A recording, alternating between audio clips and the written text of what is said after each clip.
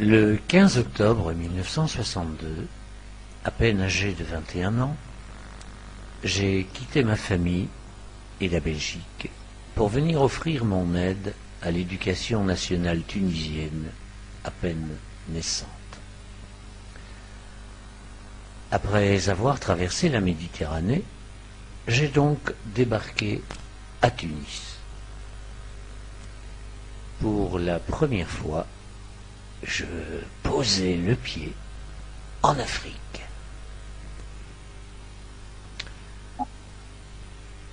Voici quelques images réalisées à Tunis avec les moyens du bord de l'époque. Ces films, en effet, étaient réalisés en caméra Super 8. C'étaient de petits films Kodak qui duraient à peine 3 minutes.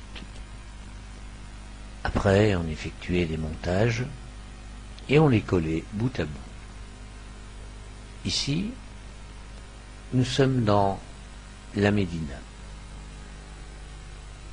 Il y avait déjà beaucoup de commerces et, pour moi, une architecture époustouflante.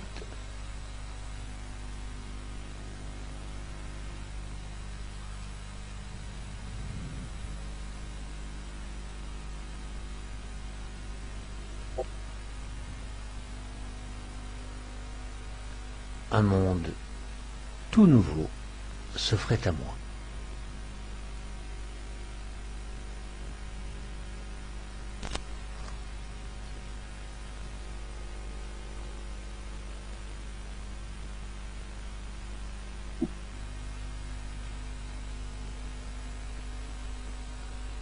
En route vers le sud.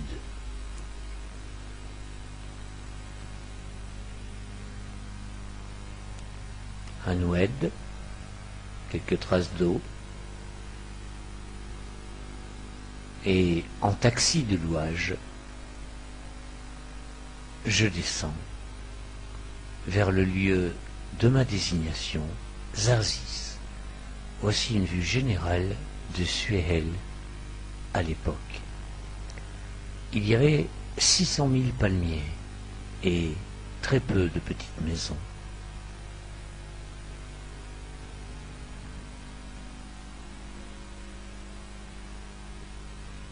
Zarzis était la plus belle palmeraie du sud.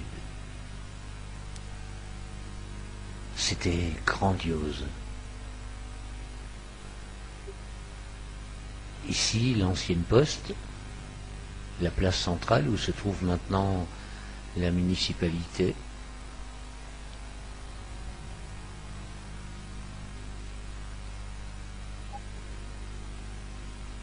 Et là, de nouveau, Suehel, où à l'époque il n'y avait pas de route goudronnée, mais simplement un petit chemin de terre. Ici, c'est le souk de Zarzis, avec quelques étals de boucher,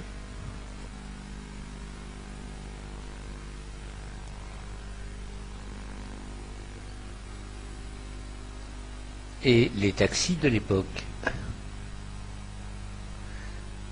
Nous sommes loin, très loin de l'effervescence actuelle. Calmement, les gens se promenaient en face du souk, où quelques petits métiers, quelques petits artisans fabriquaient les souvenirs de l'époque. Nous voici sur les hauteurs des Loglas. Il y avait quelques petits ateliers de poterie et l'on fabriquait des jarres.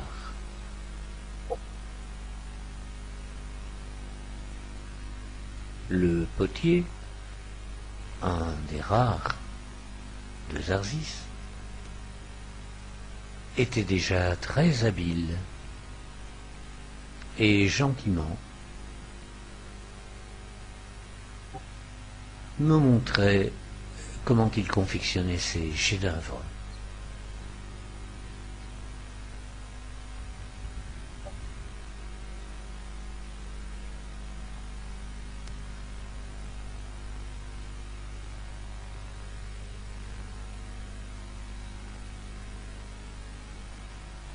Petit détour par Guélela. Mon père était venu me rendre visite. Et déjà, nous voici à l'endroit où je suis resté 7 ans, sur la Corniche. Cela s'appelait le collège secondaire de Zarzis. Aujourd'hui, la route est goudronnée. La cour de récréation, qui à l'époque était la plage, est devenue un lieu de passage que l'on appelle aujourd'hui la Corniche. Voici la cour centrale du collège à l'époque,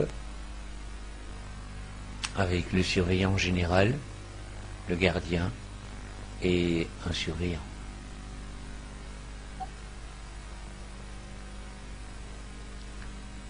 Revoici une vue générale de Suel, Elogla, je ne sais plus bien, puisque entre le collège secondaire et Saint-Gou, il n'y avait que des palmiers, des palmiers, des palmiers et quelques toutes petites maisons. La rue principale de Suel, Elogla, Saint-Gou, et les taxis de l'époque, qui n'étaient pas jaunes comme aujourd'hui, mais bleus.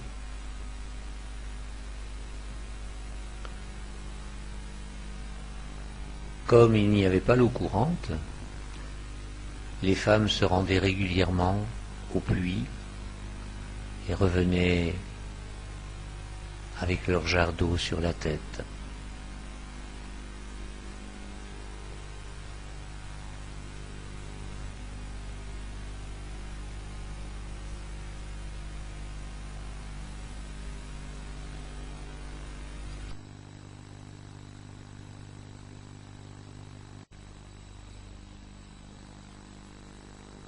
Nous partons maintenant pour Matmata.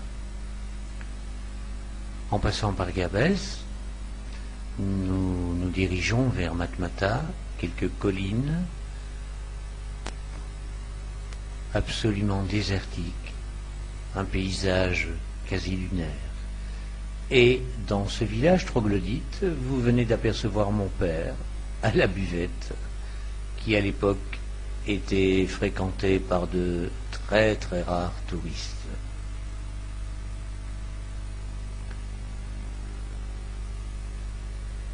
Ces maisons troglodytes étaient encore habitées à l'époque, ce qui n'est plus guère le cas de nos jours. Nous revoici en face de chez moi, à Zarzis, le collège secondaire, donc là où se trouve maintenant la Corniche. À la fin du mur de la caserne, il y a 4 ou 5 petites villas. J'occupais la première de celles-ci, la plus proche, du côté latéral du collège, juste après le mur.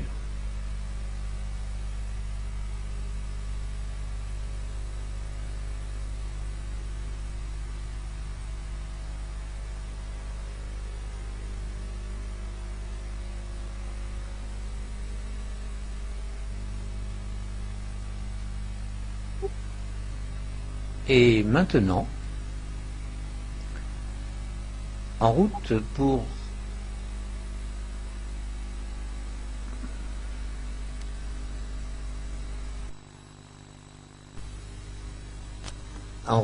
pour Djerba, cette fameuse île dont parlait déjà l'Iliade dans l'Antiquité grecque, avec toutes les randonnées d'Ulysse.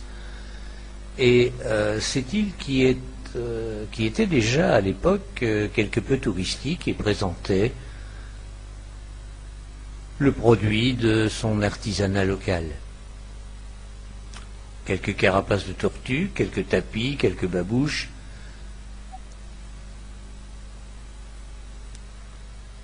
et quelques poteries rudimentaires également. Voici maintenant la place centrale de Umtsuk. Elle existe encore aujourd'hui et est fréquentée très largement le soir par des hommes qui jouent aux cartes, aux dominos, en buvant calmement le thé. Autour de cette place, il y avait de petites alcôves où se développait l'artisanat local. Ici, quelques cartes postales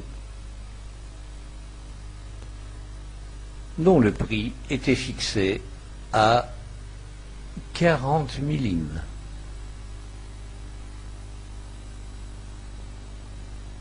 Là, le port, l'ancien port de Djerba. L'ancien port, aujourd'hui transformé en marina, très luxueuse. La route principale de Djerba.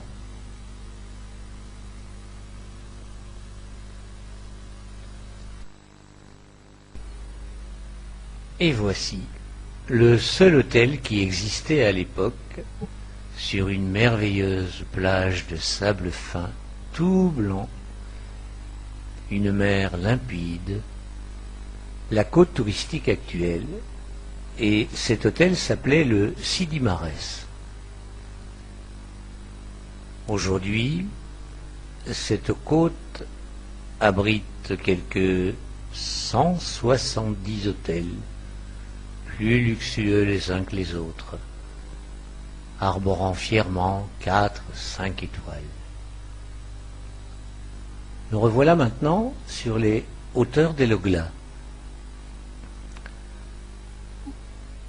Ces hauteurs étaient aménagées en terrasses. Les paysans avaient creusé de petits chemins qui leur permettaient d'accéder à leur culture.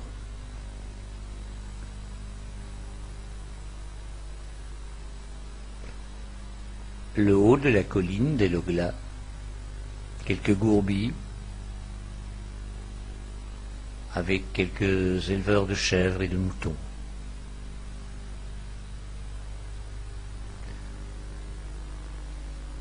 Les hasards de la construction des films de l'époque nous ramènent de nouveau à Djerba,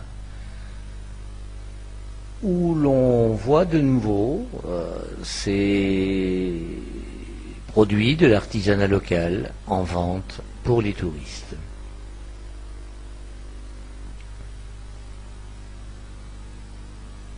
Cette fois, direction le sud. J'avais réussi à filmer ces deux chameaux sauvages, on les appelle des chameaux, en fait ce sont des dromadaires. C'était extrêmement rare car ils étaient albinos, donc tout blancs. Et nous voici aux portes du désert, dans l'immensité, isolée. De retour de nouveau à Zarzis, voici l'intérieur de ma maison. Je l'avais aménagé, décoré quelque peu avec ce que j'avais trouvé sur place, un filet de pêche, une peau de gazelle, quelques petits tapis, des cartes postales reçues d'Europe, des livres reçus également d'Europe. J'avais constitué déjà une petite bibliothèque. Et voilà mon chien fidèle qui gardait la maison. Un chien arabe, pur zarzicien.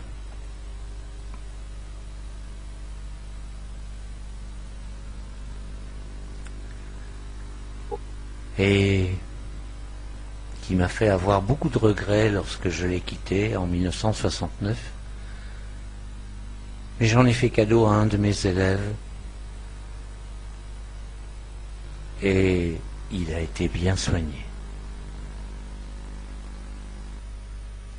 Voilà, au revoir Zarzis, au revoir mais pas adieu, je reviendrai.